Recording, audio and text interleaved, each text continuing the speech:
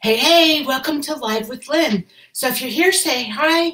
If you're watching the replay, be sure to type replay so I know you were here. I'm Lynn Huber, and I appreciate you being here. Anyway, today let's have some fun.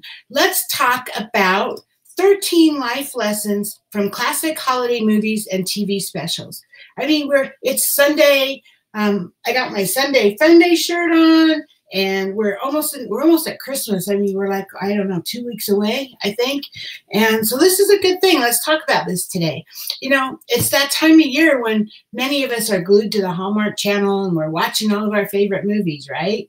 And, you know, believe it or not, holiday movies and TV specials can teach us a lot about how to live better and how to enjoy more happiness all year round. There's a lot of important life lessons from a few of our old favorites and even some of those that aren't as well known. So let's talk about it. I have 13 life lessons for you. So the first one, How the Grinch Stole Christmas. That's one of my favorites. So number one, sing joyfully. So before he had his change of heart, singing was what the Grinch liked least of all. So surround yourself with the music of the season and sing along. Number two, resist commercial pressures. So the Grinch learned, you know this, the Grinch learned that Christmas doesn't come from a store, right? So focus on the true meaning of the holidays by sharing time with loved ones and looking for ways to make others happy. Number three, let your heart grow bigger.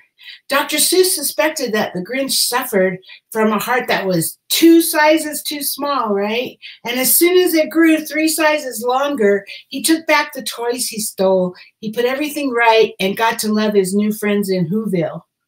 So how about this movie? How about It's a Wonderful Life? That's a longtime favorite of many, many people, right? So on that one, It's a Wonderful Life. So number one, recognize that one person really can make a difference. So while the challenges around us can seem overwhelming sometimes, we all create our own environment. George Bailey lives a modest life, but he prevents good old Bedford Falls from turning into sleazy Pottersville.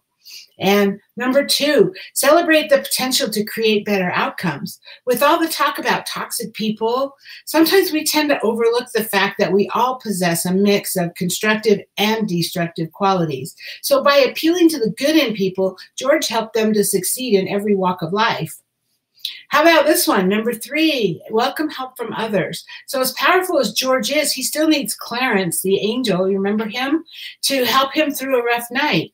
Regardless of whatever weakness you possess, you can still serve as somebody's angel if you're willing to reach out. And sometimes you reaching out to somebody else and being their angel can make all the difference in your own life, right? Here's one, my favorite, A Christmas Carol. You remember that one? That's my favorite holiday, one of my favorite holiday movies. So number one from that one, teach old dogs new tricks. So we sometimes feel like our habits are too ingrained to change. Scrooge proves that a life of stinginess can give way to even kindness later in life. So even though he's been stingy his whole life, he learns that he can change and he can be kind, right? Number two, pay attention to your dreams. We spend about a third of our life sleeping. So put that time to good use by listening to what your dreams might be trying to tell you. Number three, come to terms with the past.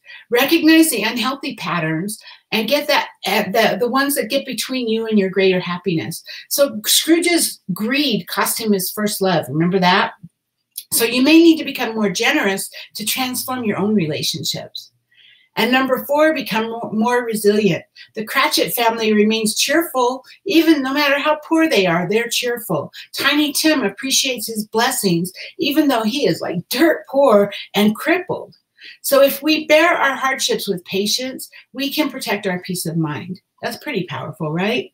So here's some others from some other programs, maybe not as well known, or movies.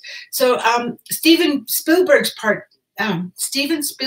cartoon Pinky and the Brain. That one is the holiday message is focus on others. So it's about more than a laboratory mouse trying to take over the world. The friendship between the two mice shines through when Pinky writes to Santa saying it's okay to forget about him and just give the brain what he wants. How about Work for World Peace? In the true story of 1914 Christmas truce captured in Joyeux Noel, you know, I mean, if German, French, and Scottish troops can call a ceasefire on Christmas Eve, maybe we can all be more peaceful, right? I mean, that's huge. I mean, that's an amazing movie.